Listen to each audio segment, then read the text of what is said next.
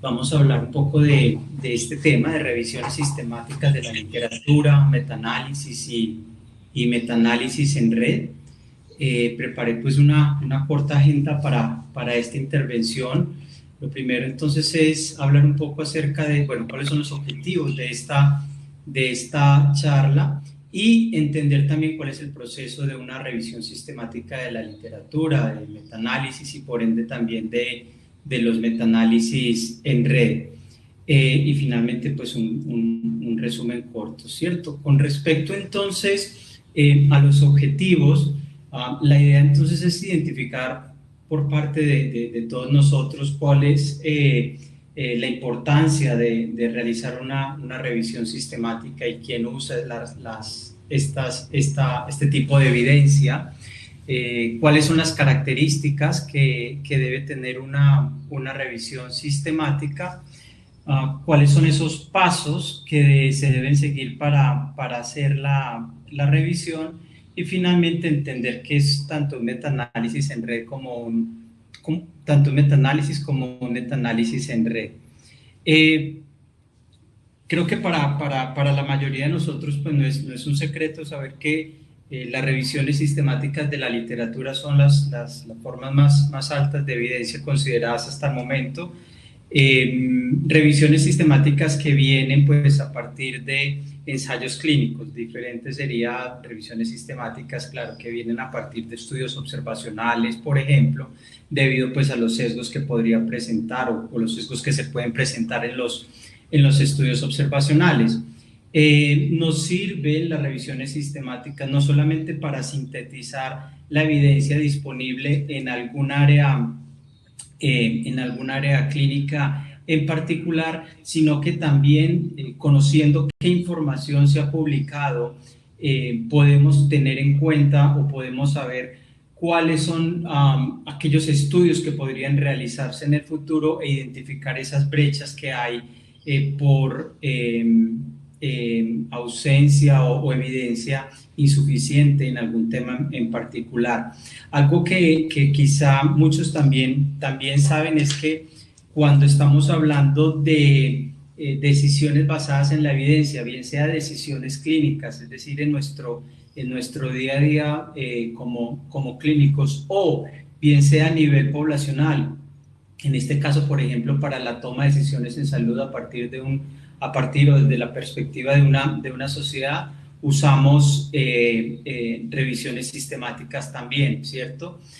Permite obviamente acumular toda esa evidencia científica que se ha generado y bueno, como lo venía comentando, pues nosotros como personal del área de la salud podemos usar este tipo de estudios pues para mantenernos actualizados, para tomar decisiones clínicas, pero aquellos tomadores de decisiones en salud, analistas económicos, desde el punto de vista gubernamental, también usan las revisiones sistemáticas para informar las recomendaciones de guías de práctica clínica o para la toma de decisiones en salud.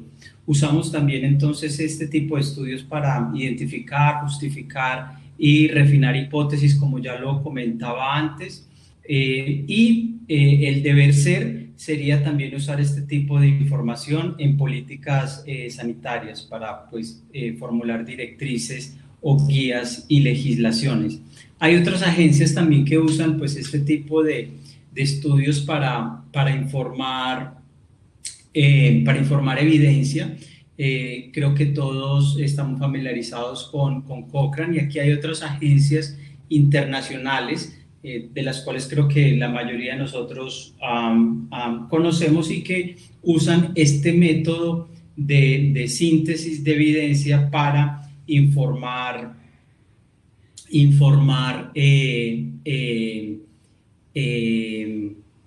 la evidencia disponible en algún aspecto, pues en algún tema en particular. Quiero aclarar que quizá nosotros estamos muy familiarizados con la evidencia o digamos con las revisiones sistemáticas, como ya lo decía antes, a partir de ensayos clínicos, pero no es el único tipo de estudio que se puede sintetizar. En principio, cualquier tipo de evidencia científica podría ser sintetizada o resumida a través de revisiones sistemáticas de literatura. Lo que hacemos básicamente con las revisiones pues es utilizar un método sistemático para encontrar toda esa literatura disponible y responder una pregunta que puede ser clínica o que puede ser de investigación, ¿cierto? Entonces, en ese orden de ideas, pues como les decía al principio, es posible hacer revisiones sistemáticas de estudios diagnósticos o de estudios pronósticos o de estudios de eventos adversos, por ejemplo, incluyendo estudios observacionales o de estudios de supervivencia también, bueno, hablando de estudios también pronóstico. Y también quisiera pues no dejar pasar por alto que no solamente cuando estamos hablando de intervenciones y que queremos resumirlas o sintetizarlas a través de una revisión sistemática, pues estamos hablando de medicamentos. No solamente un medicamento pues es una intervención, así suene pues como muy obvio, programas en salud, ¿cierto? También pueden ser, puede uno identificar a través de revisiones sistemáticas, digamos, cuál es el impacto que tienen diferentes programas en salud comparados con otros o comparados, por ejemplo, contra un cuidado estándar que se llevan a cabo a través de ensayos clínicos y que pues mediante una revisión sistemática se puede determinar ese impacto. ¿Cuáles son los tipos de revisiones sistemáticas? Bueno, primero para antes hablar de revisiones como tal, es importante saber que no es una revisión sistemática, ¿cierto? Y ustedes van a encontrar en la literatura diferentes tipos de revisiones, ¿cierto? Que no son sistemáticas. Las pueden encontrar con estos nombres: revisión de la literatura o análisis académico de la literatura, o lo que es muy frecuente también encontrar en nuestra, pues en literatura médica son revisiones narrativas. De hecho, es probablemente este tipo de revisiones la que tiene un gran grueso en publicaciones en literatura. Y hay unas grandes diferencias entre estas revisiones narrativas y las revisiones sistemáticas. Acá pues traigo un cuadro comparativo en donde se presentan como esas grandes diferencias. Una revisión sistemática parte de una pregunta claramente enfocada o delimitada, ¿cierto?, que tiene una estructura que es la famosa estructura PICO, ¿cierto? Población, intervención, comparación y desenlaces. ¿Por qué es importante tener, digamos, esta estructura a la hora de plantear una síntesis de evidencia de este tipo? Básicamente, pues porque nos permite ubicar la literatura, ¿cierto? Nos permite ubicar la literatura de manera más precisa, pero también pues nos permite obviamente refinar, digamos, las conclusiones que tenemos basados en una pregunta en particular. Esa búsqueda que nosotros hacemos en revisiones sistemáticas, como lo decía, es explícita, es decir, hay una serie de términos, ¿cierto?, que se construyen, o hay una serie de términos con las cuales uno construye una estrategia de búsqueda para pues identificar esos estudios que respondan a esta pregunta en diferentes bases de datos. Las bases de datos en general usan un tipo de vocabulario, si lo podemos decir así, controlado. Es diferente, por ejemplo, buscar un artículo en Google, por ejemplo, o en Google Scholar, que no estoy diciendo que esté mal, a hacer una búsqueda en Medline o PubMed o Embase o inclusive en la base de datos de ensayos clínicos de Cochrane. ¿Por qué digo esto? Porque en las bases de datos, no por ejemplo lo que sucede en Google, hay una serie de términos específicos que se denominan términos mesh, y hay una serie de nomenclatura que estas bases de datos utilizan para ingresar, digamos, o registrar estas revistas en estas bases de datos. Por tanto, nosotros deberíamos conocer este tipo de vocabulario en la indexación de estas revistas con el fin de capturar esa información. Google, por ejemplo, Google Scholar, pues no tiene, digamos, este tipo de características, por tanto es difícil saber cuáles son las palabras precisas que deberíamos utilizar para hacer búsqueda de la literatura. Por eso decimos que es explícita. Luego de que buscamos esa literatura, obviamente pues vamos a hacer un proceso de cribado, de lectura de esas artículos que hemos identificado y haremos una inclusión y una exclusión de esos artículos que cumplen básicamente o que no cumplen con los criterios de inclusión. Es importante evaluar la calidad de esos artículos finales que cumplen con nuestros criterios de inclusión. Podemos hacer dos tipos de síntesis, tanto una síntesis cuantitativa, que es lo que conocemos como metaanálisis, o una síntesis cualitativa también, que es lo que conocemos como metasíntesis. Ya lo dijimos acá, entonces ya lo dije anteriormente, la síntesis cuantitativa pues es el metaanálisis, y usualmente pues las inferencias, las conclusiones, ¿cierto?, que sacamos a partir de este tipo de estudios son basados entonces en evidencia. ¿Qué sucede con los otros tipos de revisiones? Con los otros tipos de revisiones usualmente pues hay una pregunta de investigación muy amplia, no es tan, o ni siquiera investigación, puede ser también una pregunta clínica muy amplia, en donde no se realiza una búsqueda sistemática de la literatura. El proceso de selección de esos estudios a partir de esa búsqueda no necesariamente se hace también de manera rigurosa, en duplicado, y por tanto es posible que se pierda información de la cual puede ser relevante para responder la pregunta. Muy frecuentemente los estudios no son evaluados en su calidad, no hacen una síntesis o cuantitativa o cualitativa, y menos pues un análisis estadístico, y pues por tanto rara vez las inferencias son basadas en la evidencia.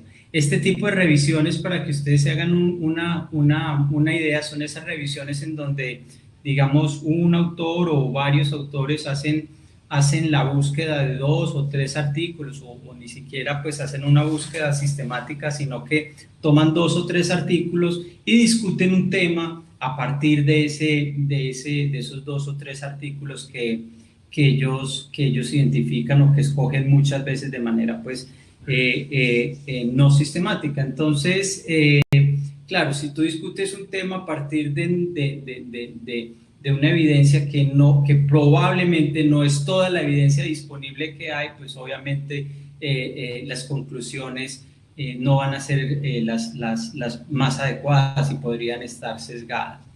Con respecto a los tipos de revisiones sistemáticas, pues hay varios tipos. Traigo este gráfico porque, como les comentaba anteriormente, representa, digamos, que lo que veníamos comentando, y es que el gran grueso de las revisiones en general son desafortunadamente revisiones narrativas, y una parte de ellas sí, entonces son revisiones sistemáticas en donde se busca la evidencia de manera juiciosa, se hace un proceso de cribado, se hace una evaluación de la calidad de los estudios y se hace una síntesis adecuada de la información. Cuando esa información es posible combinarla estadísticamente usando pues métodos estadísticos, a eso lo denominamos metaanálisis. Entonces, no todas las revisiones sistemáticas traen metaanálisis, ¿cierto? Solamente una parte de ellas, pero es importante tener en cuenta que todo metaanálisis debe venir de una revisión sistemática. Es decir, cuando yo quiero agrupar o cuando yo quiero hacer un análisis estadístico de la información que recupero de búsqueda que recupero de la literatura médica, pues es importante que yo haya buscado esa literatura de manera sistemática. Y lo digo porque no es infrecuente encontrar pues metaanálisis, es decir, métodos estadísticos realizados a partir de búsquedas no sistemáticas, y vuelvo, insisto, pues claro, si es así, uno no sabe cómo fue que buscaron los estudios, si realmente encontraron lo que deberían encontrar, si seleccionaron los estudios, etcétera, etcétera, y los resultados van a estar probablemente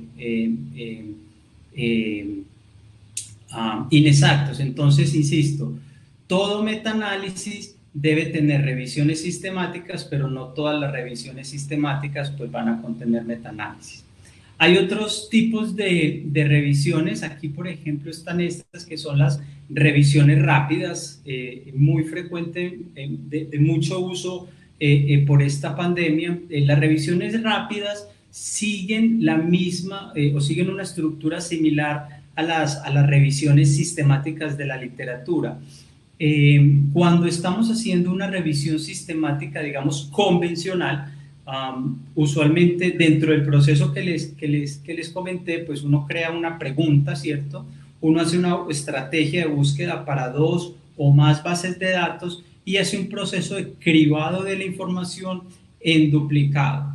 Las revisiones, bueno, y eso lleva pues obviamente cierto tiempo, que puede variar pues dependiendo de la información que uno pueda capturar, y puede llevar entre 6 meses, un año, año y medio, llevar una revisión sistemática.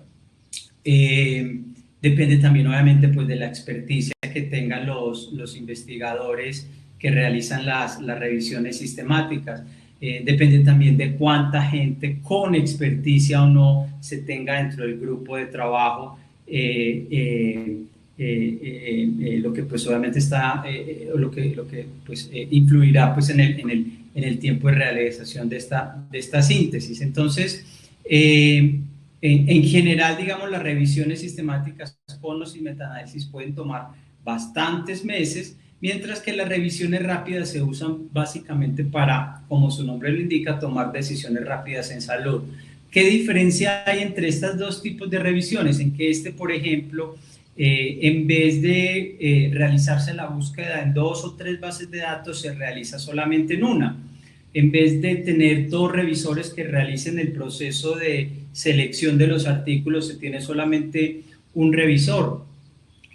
Acá usualmente también, digamos, uno puede limitar esa búsqueda a un solo idioma. Puede ser, por ejemplo, a solamente el inglés o solamente el español, o puede limitarlo también a determinado tiempo. Por ejemplo, hacer una búsqueda rápida en los últimos 5 años. Con todas esas, digamos, limitaciones, es decir, estamos hablando de un solo revisor, una sola base de datos, limitación en el tiempo de búsqueda, limitación en el idioma también, pues la cantidad de información que va a haber para resumir pues va a ser mucho más corta, ¿cierto? Existe el riesgo de dejar obviamente pues información por fuera, pero pues va a ser mucho más corta y se pueden tomar decisiones rápidas. Desde el punto de vista gubernamental, este tipo de revisiones rápidas son las que frecuentemente se usan para tomar decisiones en emergencia, ¿cierto? Los gobiernos o las agencias en salud usan este tipo de revisiones rápidas y en COVID, digamos, usualmente las revisiones con las cuales empezaron a tomar conductas fueron basadas en revisiones rápidas, ¿cierto? No pues para COVID, sino para otro tipo de infecciones, pues tipo SARS, pero pues se utilizó esta metodología y frecuentemente se usa también para, como les decía, desde el punto de vista gubernamental, para tomas de decisiones rápidas, que igual son basadas en evidencia, pero pues que contienen ciertas limitaciones, como lo acabé de comentar. Hay otras revisiones que son revisiones de alcance o revisiones que se denominan scoping reviews. Estas revisiones son revisiones que, similares a las revisiones sistemáticas, pueden tomar bastante tiempo en llevar a cabo, inclusive mucho más que las revisiones sistemáticas, porque en estas revisiones las preguntas son mucho más amplias. Si bien se usa la misma metodología para búsqueda, cribado de la información y análisis de la información, digamos, las preguntas son mucho más amplias y por tanto pues es muy probable que uno encuentre más literatura y por tanto pues el tiempo para analizarla y hacer el cribado, etcétera, pues va a tomar mucho más. Y finalmente pues tenemos las revisiones de revisiones, que es cuando los investigadores deciden, conociendo que ya hay pues bastante información en un tema o en un área en particular, deciden hacer una búsqueda no de estudios primarios, no de ensayos clínicos, estudios observacionales o cualquier tipo de estudio pues primario, sino que deciden es buscar revisiones de la literatura, ¿cierto? Serían el otro tipo de revisiones sistemáticas. Aquí están los pasos básicos para realizar cualquier tipo de revisión sistemática de las que veíamos anteriormente, ¿cierto? Se formula, como les decía, una pregunta pico, se establecen unos criterios pues de inclusión, ¿cierto? ¿Cuáles van a ser los artículos que yo voy a elegir que van a cumplir con mis criterios de inclusión? Aquí digamos que en las revisiones sistemáticas los artículos, ¿cierto? Los artículos son nuestra herramienta de análisis. En los estudios primarios, ensayos clínicos, estudios observacionales, estudios diagnósticos, pronóstico, son los pacientes, ¿cierto? Son los participantes, nuestra unidad de análisis, ¿cierto? En las revisiones o en la síntesis de evidencia no son los participantes como tal, excepto pues que sea una síntesis de evidencia de datos de pacientes individuales, que es otro tema diferente a este, pero en general aquí nuestra unidad de análisis en este tipo de estudios son los artículos, los estudios, más que los artículos, los estudios, diferente pues a lo que sucede en los estudios primarios. Hay que siempre, y no me canso nunca de repetirlo, hacer un protocolo, establecer unos criterios de búsqueda, de cribado, de análisis de la información, de plantearse hipótesis para explicar, digamos, la heterogeneidad que uno puede encontrar en los estudios. Siempre yo hago la comparación, cuando uno está frente a un ensayo clínico, cuando uno va a hacer un ensayo clínico, lo mínimo que uno debe hacer es un protocolo. ¿Por qué? Porque esa va a ser mi hoja de ruta, ¿cierto? O sea, yo con mi protocolo sé en un ensayo clínico, sé cuáles son los pacientes que voy a ingresar, sé cuál va a ser el método de selección, sé cuál va a ser el método de seguimiento, conozco cuáles son los desenlaces o la información que voy a obtener a partir de los pacientes, cómo voy a analizar la información, qué pasa si tengo desviaciones en el protocolo, etcétera. De igual manera sucede con las revisiones sistemáticas.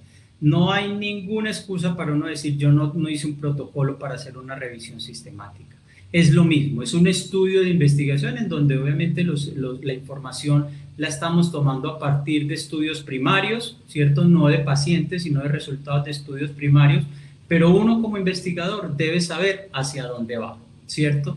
Debe saber cuáles son esos criterios, debe saber cuál es esa búsqueda que es sistemática, debe saber cuáles son esos análisis que voy a realizar, debo saber qué pasa si encuentro heterogeneidad, cómo voy a analizar esa heterogeneidad. Entonces, es importantísimo y siempre molesto mucho con esto, hay que tener un protocolo, ¿cierto? Uno no puede salir a buscar información para ver qué encuentro y mirar a ver cómo la analizo, pues porque obviamente los resultados van a estar sesgados, ¿cierto? Entonces, me detengo en este punto es porque es importante que siempre se construya un protocolo alrededor de una revisión sistemática. Luego de que se conduce ese protocolo, se escribe ese protocolo, que abro comillas acá, debería ser al menos, debería publicarse, y hay sitios en donde se publican los protocolos sin necesidad de pagar por la publicación. Se conduce pues la búsqueda de la literatura, se hace, como les decía, todo el proceso de cribado de la información que debería ser en duplicado, ¿cierto? Se evalúa la calidad de los estudios, esto se llama evaluación del riesgo de sesgo de cada uno de esos estudios que cumplieron con nuestros criterios de inclusión, evalúo su calidad o su validez interna, y lo llamamos evaluación de riesgo de sesgo. hacemos extracción de los datos o de la información y, bueno, en caso de que se puedan hacer análisis estadísticos, pues realizamos los metaanálisis o realizamos pues el metaanálisis. Recuerden que cuando estamos, bueno, o no les he comentado, cuando estamos combinando estudios, pues esos estudios van a ser de cierta manera un poco diferentes entre sí. Lo importante es que no sean muy diferentes entre sí, ¿cierto? Si estamos haciendo, por ejemplo, una revisión sistemática en donde vamos a incluir ensayos clínicos, pues es prácticamente imposible que haya dos ensayos clínicos exactamente iguales, ¿cierto? Pero sí lo que debemos hacer es, si yo tengo unos criterios de inclusión claros y un protocolo claro, pues esos estudios van a ser lo más similar posible, lo más homogéneos entre ellos, ¿cierto? Entonces, nunca pues vamos a encontrar, como les decía, probablemente dos ensayos clínicos similares, pero iguales, pero sí los estudios deben ser similares. Cuando hay ciertas diferencias que siempre van a existir, pues a eso lo llamamos heterogeneidad y es importante evaluar esas diferencias entre los estudios, que es a lo que se refiere acá, mirar por explicaciones de heterogeneidad, por qué son diferentes esos estudios que cumplieron con mis criterios de inclusión. Y finalmente, algo que no es menos importante es evaluar la confianza en la información que yo metanalicé, ¿cierto? ¿Qué tan confiado estoy yo de que la información que yo metanalicé y obtuve y mediante ese metaanálisis pude obtener un riesgo relativo o una diferencia de medias o de promedios? ¿Qué tan confiado estoy yo acerca de esa información? Esto ya lo comenté, ¿cierto? Acerca de un metaanálisis. El metaanálisis entonces es, habiendo ya, y perdón me devuelvo, habiendo ya hecho toda una búsqueda de la literatura de manera pues sistemática, evaluando la calidad de cada uno de esos estudios que cumplieron con mis criterios, realizando la extracción de datos, me voy a permitir, si es posible, ¿cierto? Por los datos que encuentre, resumirlos de manera estadística. Y eso es lo que denominamos un metaanálisis, ¿cierto? Entonces, el metaanálisis no es más que un resumen estadístico de un conjunto de datos, ¿cierto? En donde se va finalmente a obtener un tamaño del efecto. Cuando hablamos del tamaño del efecto, yo creo que ya me lo escucharon hablar ahorita, estamos hablando de el impacto, pues, por ejemplo, a través de un cálculo de un riesgo relativo o de una diferencia de medias, ¿cierto? Se puede estimar, como ya les decía, entonces un promedio ponderado de todos los estudios, que este sería pues la manera en cómo uno calcularía ese tamaño del efecto. Y bueno, esto ya es empezar a hilar un poquitico más delgado, y es que hay varios métodos estadísticos, unos que son el frecuentista, que es lo que conocemos nosotros usualmente, ¿cierto? Cuando medimos eventos que aparecen sí o no, o evaluación o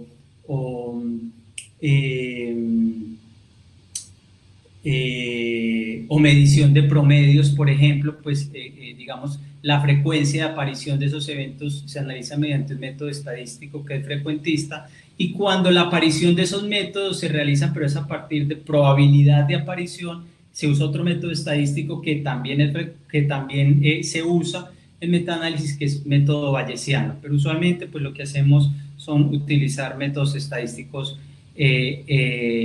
frecuentistas para hacer todo el cálculo de estos promedios ponderados. Para realizar un metaanálisis, entonces, es importante extraer la información, ¿cierto? Los eventos o los promedios que se reportan en cada uno de los estudios individuales, y es importante pues también tener claro qué vamos a combinar, ¿cierto? No podemos combinar como lo que uno usualmente denomina pues peras con manzanas. Es importante saber que los estudios que uno va a combinar sean similares entre sí. ¿Por qué es importante hacer un metaanálisis? Básicamente pues porque nos va a permitir cuantificar, ¿cierto? no solamente describir, que ya lo hicimos a través de la revisión sistemática de la literatura, sino también darle un número, cuantificar los efectos, por ejemplo, de un tratamiento y su incertidumbre, o por ejemplo, en el caso de las pruebas diagnósticas, cuantificar, ¿cierto?, cuáles son las características operativas de una prueba diagnóstica comparada, por ejemplo, con la prueba de referencia o gol estándar. Nos permite, al resumir o al incluir diferentes estudios con diferentes tamaños de muestra, incrementar el poder. Por tanto, vamos a incrementar también la precisión o a disminuir la incertidumbre alrededor del efecto que estamos calculando. Nos permiten explorar las diferencias entre estudios. Esto es importante y ya voy a hacer hincapié en esto. Nos permite explorar por qué hay diferencias entre cada uno de los estudios que cumplieron con nuestros criterios de inclusión y que hacen parte del metaanálisis. Podemos resolver controversias de estudios contradictorios también allí, y recuerden lo que hablamos en las primeras diapositivas, nos permite también generar hipótesis. Esto simplemente es para mostrarles, este es un metaanálisis acumulativo de la eficacia de la terapia trombolítica en infarto agudo de miocardio. Acá a este lado, en esta columna de la izquierda, tenemos el impacto de la terapia trombolítica comparado con no dar terapia trombolítica en infarto agudo de miocardio.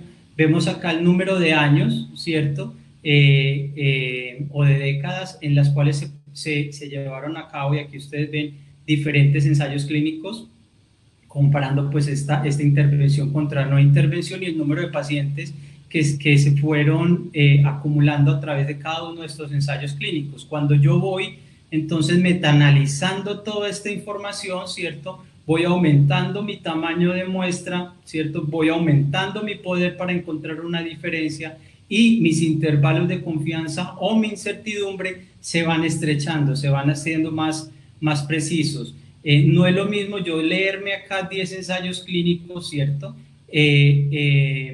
cada uno por separado, a poder tener, por ejemplo, en un estudio, esos 10 ensayos clínicos metaanalizados, y a partir de allí pues tomar una decisión clínica. Entonces, esto es en esta gráfica es para mostrarles pues cómo los metaanálisis nos ayudan a mejorar o aumentar el poder para encontrar un resultado.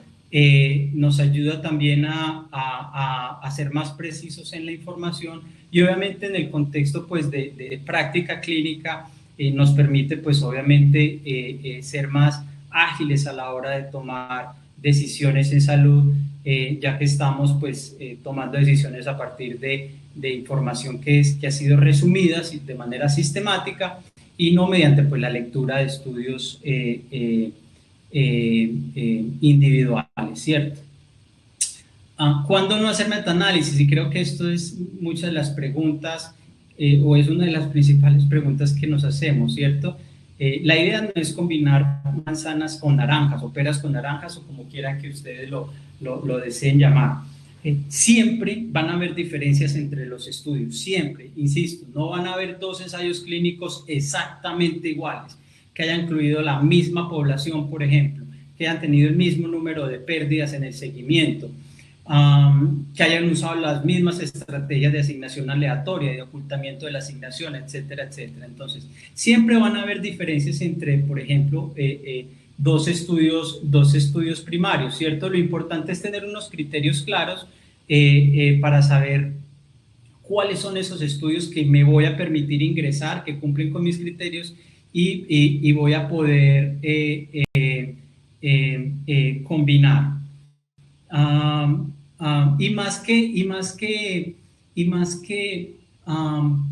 Ahorita vamos a ver esto, pero más que ingresar diferentes tipos de estudios, claro, la idea es tener esos criterios claros para ingresar estudios que sean más o menos similares, y poder analizar dentro de esos estudios que van a ser más o menos similares las diferencias que pueden haber entre ellos, ¿cierto?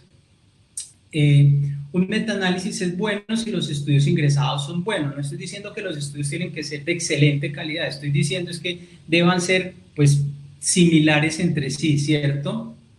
Si los estudios son sesgados, pues los resultados del metaanálisis podrían ser incorrectos y daría mayor credibilidad a un intervalo de confianza mucho más estrecho. Tendríamos que tener mucho cuidado con esto. Entonces, esta gráfica, y creo que la que sigue, es básicamente, ¿qué pasa, Juan José, si los estudios son heterogéneos, ¿cierto? Es decir, tienen y cumplen con mis criterios de inclusión, pero por alguna razón son heterogéneos. Por ejemplo, un estudio incluyó población mucho más enferma que otro, o en un estudio se incluyeron diferentes dosis que en otro,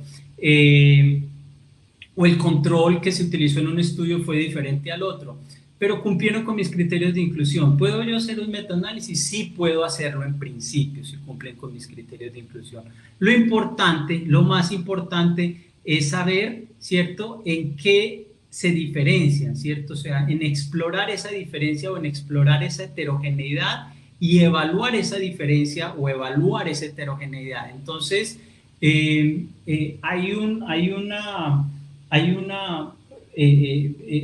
digamos, hay un dicho que dice que pues, si hay mucha heterogeneidad, pues hay que tener mucho cuidado y yo no metanalizo. Yo discrepo un poco de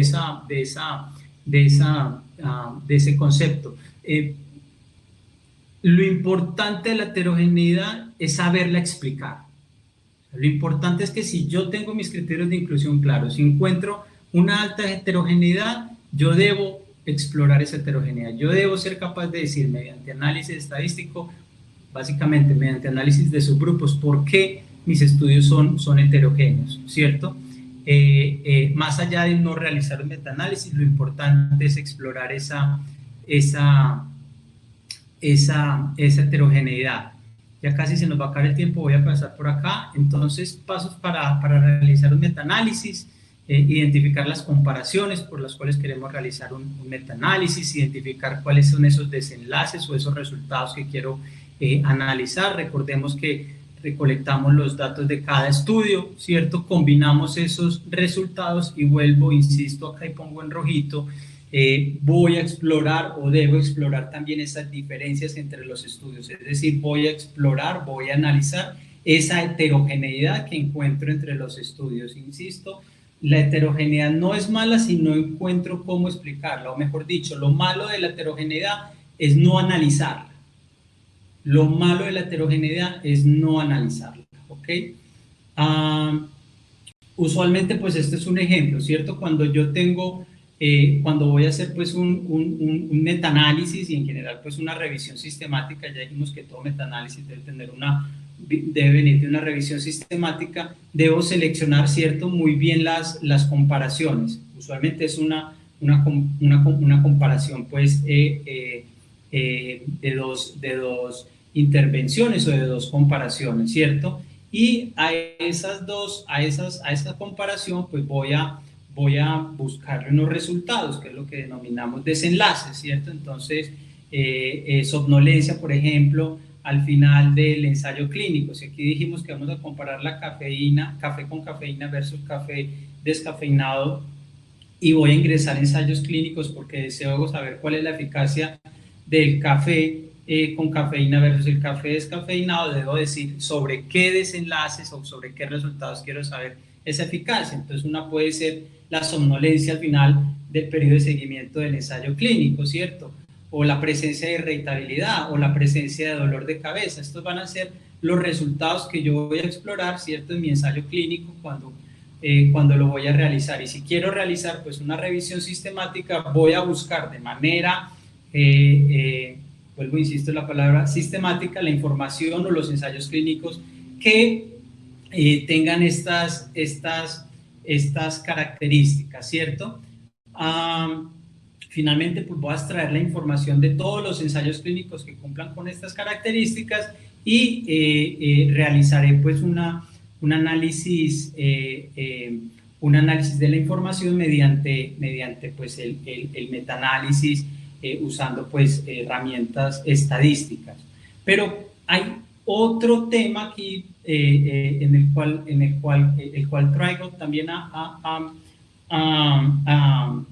a la presentación, y es ¿qué pasa cuando yo tengo más de 2 comparaciones, ¿cierto? Entonces, este es un ejemplo, ¿cierto?, en donde la idea es evaluar, ¿cierto?, qué medicamento, digamos, es mejor para el manejo para el manejo de la osteoporosis, para aumentar, digamos, la densidad ósea, ¿cierto? Y entonces cuando estamos frente a este escenario clínico, pues nosotros nos vamos a encontrar con diferentes ensayos clínicos, ¿cierto? Que han comparado diferentes tipos de medicamentos, por ejemplo, el endronato versus no alendronato o etidronato o vitamina D sola o vitamina D sola con calcio, es decir, para una pregunta clínica nosotros, y es lo que sucede usualmente en nuestra práctica, pues no vamos a tener dos opciones de tratamiento. Lo más frecuente es que vamos a tener 2 o más opciones de tratamiento, ¿cierto? Y entonces dijimos que los metaanálisis convencionales nosotros tenemos una comparación pareada, es decir, A versus B. Pero ¿qué pasa si nosotros, pues en la práctica diaria, nos planteamos una pregunta en donde la respuesta no viene a partir de A versus B, sino que viene a partir de A versus B, B versus C, C versus D, D versus A, etcétera, etcétera? Es decir, múltiples comparaciones. Eso es lo que nos sucede en nuestra práctica usual, ¿cierto? En el caso de la osteoporosis y el riesgo de cadera, pues van a haber más de 10 tratamientos o combinaciones de tratamientos que son posibles dar. Sí, que son posibles de formular para un paciente. Entonces es ahí cuando existen los metaanálisis en red. Este es un ejemplo de un metaanálisis en red. ¿Qué es un metaanálisis en red? Un metaanálisis en red es un metaanálisis en donde comparamos 3 o más tratamientos a la misma vez.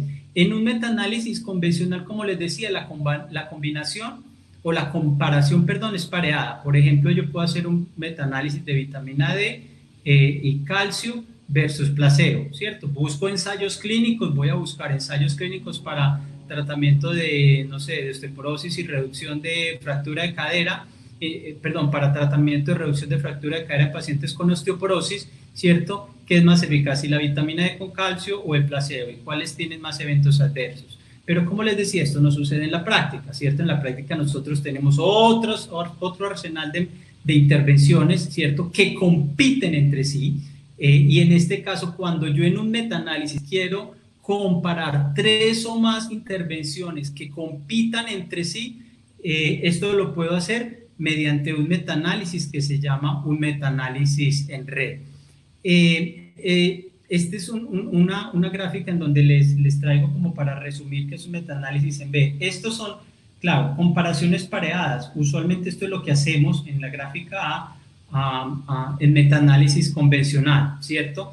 Pero cuando yo quiero comparar todos estos tratamientos, ¿cierto?, entre sí y que compitan entre sí, para saber pues cuál es, digamos, mejor y cuál tiene mayor efectos adversos, yo puedo generar una red de comparaciones y eso es lo que llamamos metaanálisis en red. En este caso, pues los métodos estadísticos son más sofisticados, ¿cierto? Nos permiten hacer comparaciones entre medicamentos cuando no existen ensayos clínicos. Por ejemplo, acá tengo este medicamento A comparado contra C y tengo el medicamento B comparado contra C.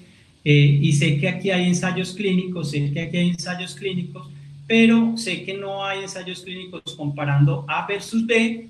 Entonces, usando la información de estos ensayos clínicos, de esta combinación pareada, junto con esta combinación pareada, yo puedo calcular de manera indirecta un estimador, es decir, por ejemplo, un riesgo relativo para esta comparación en donde no existen ensayos clínicos publicados. Ejemplos pues de metaanálisis en red. Acá por ejemplo tenemos para tratamiento de hipertensión placebo paroxetina, placebo lorazepam, y quiero saber, esto es para trastorno de ansiedad, y quiero saber también entonces cuál es, pero no hay ensayos clínicos cabeza a cabeza. Yo puedo entonces, usando la información de estas 2 comparaciones, calcular el estimador de esas dos comparaciones. Este es otro ejemplo similar pues de un metaanálisis en red. Finalmente, pues, y esta es la última ya diapositiva, luego de tener como toda esa búsqueda de la literatura, de hacer ese cálculo de los estimadores, ¿cierto? Yo debo evaluar la calidad de esa información que yo encuentre, qué tan confiado voy a estar de esa información que yo encontré y de la cual yo hice un análisis estadístico o no. Cuando hablo de análisis estadístico hablo de metaanálisis o metaanálisis en red. Entonces, para eso, digamos, existen varios sistemas para evaluar esa evidencia, ¿cierto? O para evaluar mi confianza, o ahora lo que ustedes van a encontrar es para evaluar la certeza en la calidad de la evidencia. Uno de ellos es GRADE, ¿cierto? Con el método GRADE o con el marco GRADE lo que hacemos pues es evaluar la confianza en esos estimadores, en ese riesgo relativo, en esa diferencia de medias, o de promedios, perdón, que podemos encontrar mediante los análisis estadísticos pues en los estudios de síntesis de evidencia, y por tanto tener la certeza de que ese número, de que ese cálculo que yo hice, digamos,